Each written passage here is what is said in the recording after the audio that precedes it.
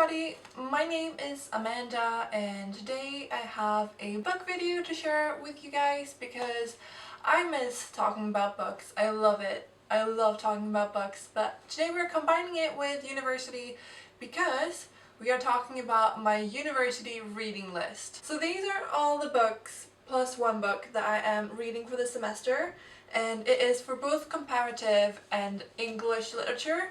And it's a lot of reading, I'm telling you, but I am enjoying all the books so far, or almost all the books so far, so let's just crack into them, shall we? So if we start with comparative literature, then that course is based around heroic women, which is a really interesting approach to all of these novels. And it's not just novels, it's actually 2 plays and 2 novels and 2 films, I think. It's a wide range of texts, which is really interesting. It's from all different cultures. So the first book that we're doing is the one American text, and it is Nathaniel Hawthorne's The Scarlet Letter. And I finished this. That was the first book within the course, and I did not enjoy it as much. Even though it's such an interesting story, the language, while very adorned, just kind of overpowers the story, in my opinion. I'm gonna write my essay on this book because it's so interesting to talk about it, but reading it, I didn't really enjoy it. And then we moved on to this play, which is by Bertolt Brecht. And this translation is actually by the Glaswegian poet Tom Leonard, and this is Mother Courage and Her Children. And it is set during the 30-year war in Europe. It is a very anti-war play because it just shows you the negative aspects of war, how it affects people in all different ways, and I did not like this too much either, unfortunately. I thought that it was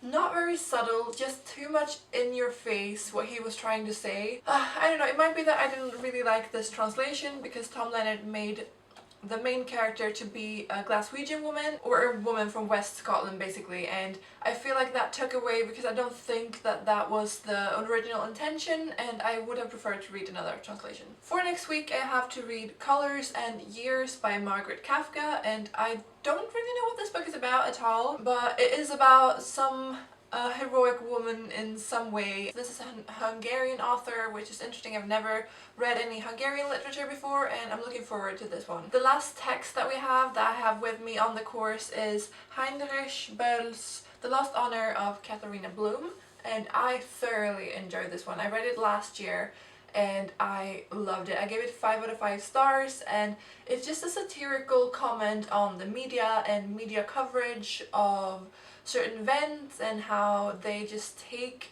bits and pieces and just distorts it completely. The main character, Katharina, is just a really strong female character. I would recommend this one. It won the Nobel Prize and it's phenomenal. So that were all the texts that I am doing for comparative literature, and for English literature I have 1, 2, 3, 4, 5, 6, 7, 8 texts. So let's just jump through them quite quickly. And the first one we did was Robinson Crusoe, and I talked about it in my 3 days at Glasgow University vlog, and I wouldn't say enjoyed it, but it was better than I thought it would be. And I think the novel just gives a quite interesting insight into how the mentality of people were in that day, because this became a huge, big seller. And it might not be like a thriller by today's standards, but the people back then definitely valued the things that Daniel Defoe brings up in this novel, and it's interesting. And we have discussed it from the aspect of, like, is this really a novel? Is it the first novel, or what constitutes a novel? And there's a lot of interesting things to talk about in this book, and I gave it 3 stars, and I thought it was quite alright actually. Then we moved on to Frankenstein by Mary Shelley, and I thoroughly enjoyed this book. I hadn't read it before. I think that everyone knows the story of Frankenstein and his creature. There's so many adaptations of this, and they're so different from the actual novel, so I think that to really get the real gothic experience you really need to read the book, because there's so many misconceptions out there, and Mary Shelley just does a phenomenal job with this novel. I think she was like 18, 19 years when she wrote this. It's in a way a novel of letters, but also multiple narrators, multiple layers of narration, and it's so well done, and I thoroughly enjoyed this one. The next book we are doing is Jane Eyre, and I read this book in Swedish last year, and I kinda enjoyed it, kind of did not. I think that this book is dear to many people, and I can see why, but I just wasn't a very big fan. It follows Jane Eyre, and she from the beginning is an orphan sent to live with relatives, and they aren't very nice to her, so she is then sent to a boarding school which is so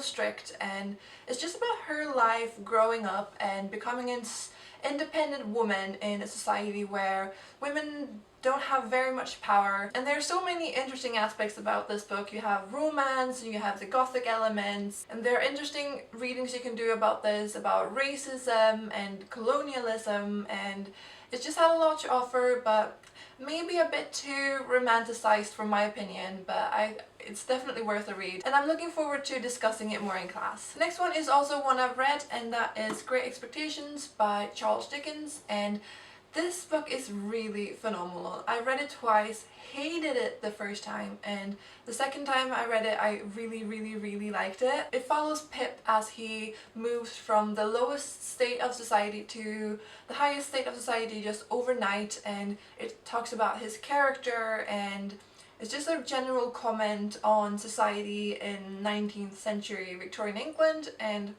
I thoroughly enjoyed it. There's so many things to talk about in this book, and the narration is so good. So the last 4 books I have actually not read, but I'm excited to cracking into them, and the first one is Adventures of Huckleberry Finn by Mark Twain, and I don't know too much about this novel actually. I feel like it is a known story, but I just haven't really heard too much about it. It is said to give insight into the developing American culture of the time. I've heard many different opinions of this book, and I'm looking forward to seeing where I stand myself on this question. Then we are doing Orlando by Virginia Woolf, and Virginia Woolf is just a very famous name in the feminist world. I love that, and I have not read anything by her though, but she has written so many novels, but also criticism on other books. Like, she wrote a really interesting account of Daniel Defoe's Robinson Crusoe, and I'm looking forward to this. I think this one is about a man changing gender in some way, and I'm looking forward to seeing what the fuss about Virginia Woolf is all about, because I have a lecturer who has specialized in Virginia Woolf, and she talks about her all the freaking time,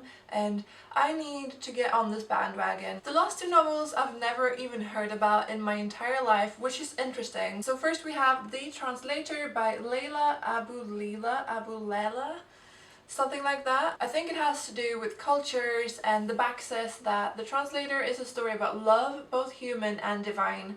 Samar is a young Sudanese widow working as an Arabic translator at a British university.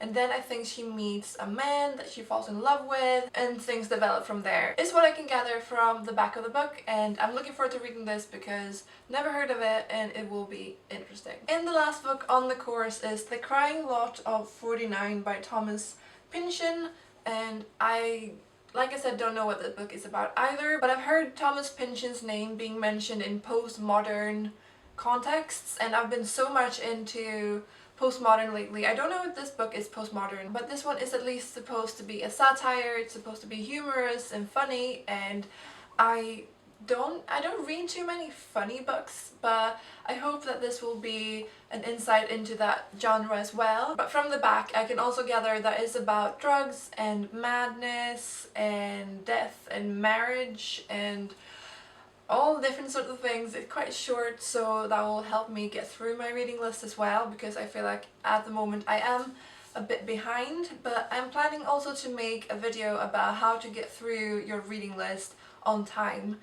And it seems like I will definitely need to take my own advice here for a bit. And I would love to know if any of you guys have read these books, and do you have long university reading lists or high school reading lists? Again, I would love to know and interact with you guys. I'm still trying to figure out what sort of uploading schedule I want to do. If I want to do 2 videos a week, 1 video a week. I feel like 2 videos a week is going to be a bit of a stretch because I do have my university coursework to get through as well.